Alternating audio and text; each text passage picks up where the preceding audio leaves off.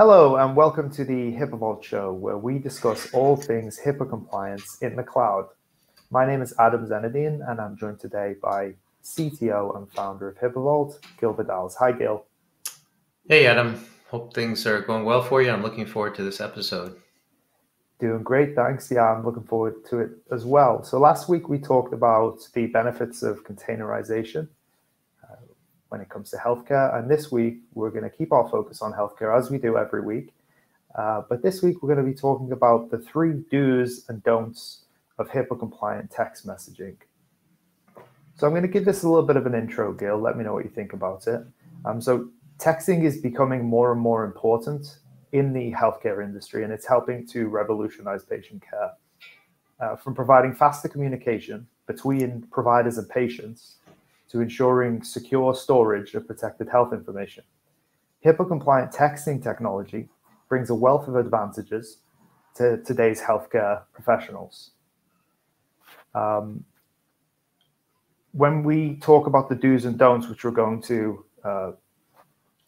in a moment, Gil, what do you think in general about the advance of texting as a communication tool and platform within the healthcare industry? Do you have any thoughts on that? Yeah, I have a comment for you. Kind of a funny story, Adam, that this SMS and texting may not seem relevant to some of our audience, some of the, should I say, older doctors and even nurses and so on. When I recall in my story here, when I was introducing to my wife the internet, when I started the HIPAA Vault business back in 1997, I introduced the internet to her, and then she was looking at me like, well, who needs this internet? We already have faxing, we have letters. And then when she got on there, I introduced her to email, and she's like, I don't know about this email stuff. Who needs this? Well, then she got into email. So now she's faxing, writing hand letters, and doing email. And then later I said, well, now there's this new thing called texting. And she put her hands up in the air. It's like, you got to be kidding me. It's like, we need yet another form of communicating. Well, warp ahead. She writes emails like crazy. She's still, sending a few faxes because she's in the medical field where some older hospitals have faxing, and she's doing texting. So the moral of the story is that as human beings, we love to communicate. That's what we do very well. And we have many different ways of doing it. So texting is the preferred way for the younger generation. So if you're running a medical practice and you have younger patients as well, you need to consider that, because that's what they prefer. And frankly, it's faster and it gets the attention over email. You may receive an email, your audience, your patients may receive an email, and frankly, just ignore it. But when you send them a text, they respond in seconds. So consider the response rate is much, much better for texting. So that's another reason that you might want to consider adding that to your practice if you don't already. Okay, and when it comes to the don'ts of texting, let's start there. So as you mentioned, Gil, these communication methods have progressed, to say the least, as the years have gone by. I feel like texting in a way has almost got a new lease of life. So in the same way that radio had a new lease of life with podcasting, it seems like texting has had a new lease of life when it comes to the use of online internet-based voice over IP and things like that tools.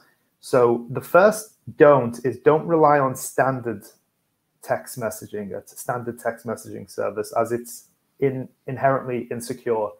And Gil, if you could elaborate on that a little bit, but I'll give it a bit of a try.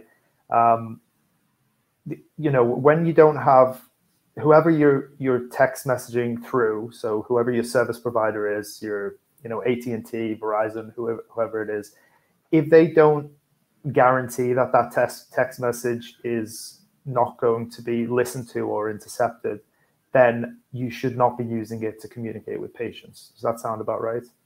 Yeah, I think that's a good start, Adam. That's true. You might be using a big company, like you mentioned, Verizon or AT&T, and you might think, oh, well, they might, they're probably safe. Let me just grab, the doctor might just grab her phone and just send a text to a patient, not thinking about, well, what's behind this technology, what's actually there. Not to mention even the BAA. So let's say you do send a text message. Well, did you sign a business associate agreement with Verizon? Likely no. No. Did you sign it with Comcast? Likely no, because they won't even sign those. So you have to find a provider that will sign a BAA.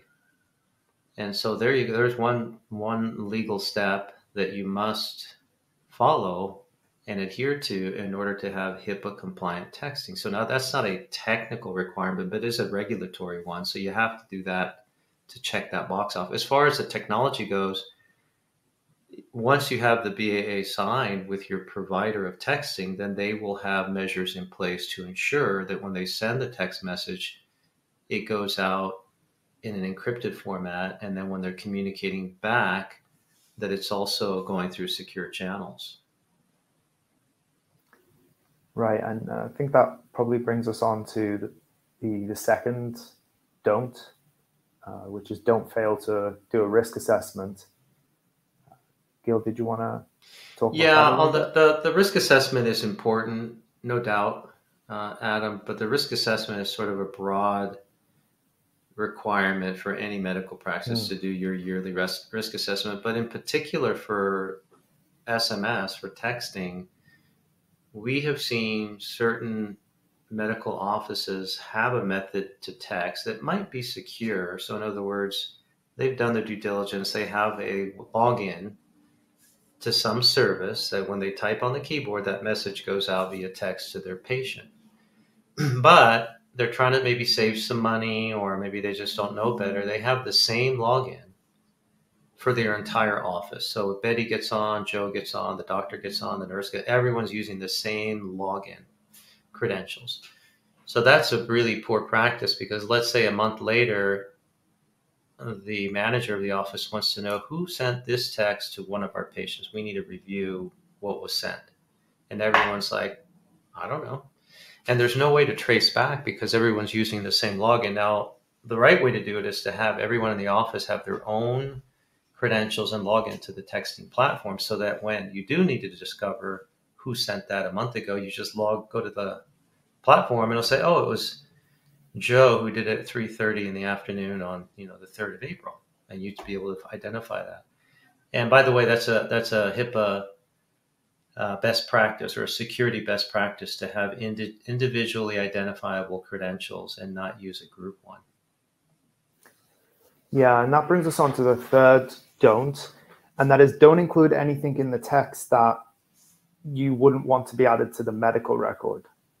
And to elaborate on that a little bit, it's basically, texting, we do it personally a lot, and so we can naturally move towards being informal. But when it comes to HIPAA compliance, you want to make sure that, because the text messages back and forth are being recorded and logged for HIPAA, that anything that's discussed on the call, certainly from the provider's point of view, is within the realms of medical professionalism.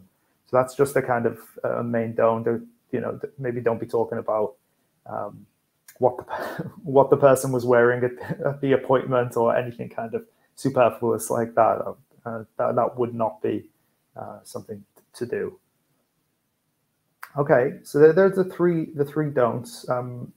I think the first do, Gil, it kind of mirrors the first don't, which is the first don't was don't use a standard texting service. So we would encourage you to use a HIPAA compliant texting service, and link in the description below. HIPAA Vault does provide a HIPAA compliant text messaging service for healthcare provider to use. So please do check that out. But one of the key features, whether you use HIPAA Vault's text messaging service or others, is that the provider signs a business associate agreement, right?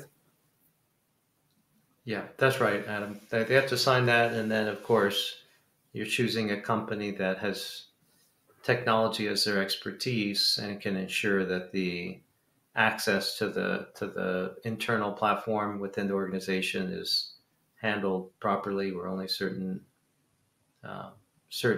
staff have access to it, and there's a lot that goes into that. So having the BA in place really shows a lot of due diligence by the provider. And I think that's why it's important to do that. So like you mentioned, HIPAA Vault has a platform you could use, and there are others. You just do your research and pick one that you feel is good for your company. Okay, so that's the first do. The second do is ensure text messages are retained and integrated with the patient record. Would that be considering logs and monitoring, or? Yeah, the patient record there. So they're in the office. There's a lot of automation these days, and there's the EMR and the management of the health record. So when you send a text message, you want it to be integrated with the medical record of that individual, of that patient. So you can have automation software that when you send the text, it gets connected to their record. So when you go in to review their record, you can see all the communication, the email, the faxes, texting. You want to see all that in one place. And I think that's very handy for the medical practitioner to see all the communication in one place. Yeah, I think that makes sense. It makes sense, especially because you don't want too many silos of information when it comes to HIPAA compliance and medical records, because you do need to be able to have a full view of the patient records when you need them in order to provide the right care. Okay, so the third do is provide regular training for your staff. And I think this is also probably one of the broader ones, but I would say certainly make sure that they're trained, linking up to the earlier point in the don't, that they're trained to know what they should be using and shouldn't be using the texting for, but then also perhaps more general HIPAA training as well. Yeah, the training is important. It's also important once you've done the training for your staff to have it documented. You want to be able to show what training modules were given, the date, even have the employee sign off on it and say, yes, I received this training on this date. That's important if you get audited. If you had a breach and the patient records were leaked, you're going to have an audit, and then you want to be able to demonstrate to the auditor that you are doing the training, that you're not negligent on the training to your staff. Some of the training is simple things, Adam, like don't go take your lunch break and leave your computer unlocked where anyone that walks by can see the patient record, the EMR, or the texting record just sitting there. That's a very simple thing, but it still requires training, so it's top of mind. And of course, we mentioned earlier, don't use a group credential. Instead, use an individual credential, and don't share your credentials. So Joe might look at Susie and say, oh, I don't remember my credentials to log into the texting platform. Can I borrow yours? Oh, sure, here you go. That's not the right thing to do. So there's lots of things that seem small and inconsequential, but they do matter. And that training is important to cover those kinds of things. Absolutely. So there you have it. There's the do's and don'ts of HIPAA compliant text messaging. What kind of questions do you have about this? Feel free to leave them in the comments below, or reach out to us at podcast@hipvault.com, and you can also tweet us at HIPAA Hosting. Before we go, Gil, were there any other considerations? Yeah, I'd like to just mention it is frustrating, I know, because I have family members that are in the medical field, and I feel their pain because I'm in the technology field. I'm one of the few in my family that decided to go with technology and not be in the medical practice. So the dark horse. Yeah, I'm the dark horse. So I have in my family people in the medical field, and they tend to get frustrated with the technology. Oh, it's not working the way it's supposed to. And I get that, right? I mean, that technology is not perfect, and it can be very frustrating. The machine slows down. You feel like you want to grab that laptop and throw it out the window. But it is important, even though you're a medical practitioner, even though your area of specialty is not technology, but it's healthcare. You can't these days just ignore the technology or just give the responsibility to the IT guy that shows up once a month at your office to check on the backups. It's not good practice just to give them the whole thing as if it were just their responsibility. The medical practitioners, the administrators have to know enough about what's going on to be able to ensure that the medical operations are handling all of the sensitive data properly. And I admit it's tempting for the office manager to say, I don't know, that's Joe's job. That's our IT guy. His name's Joe. He does all of that. Well, it's his responsibility to get the work done, but it's the responsibility of the owner and the administrators to understand enough to ensure they get the work is getting done. And that includes, the texting platform. Fantastic. Well, that's it for this episode. Please be sure to subscribe, and if you enjoyed this video, leave us a review. It really helps us, and it'll help you to be able to watch more of these episodes as well. And until next time, thanks for stopping by.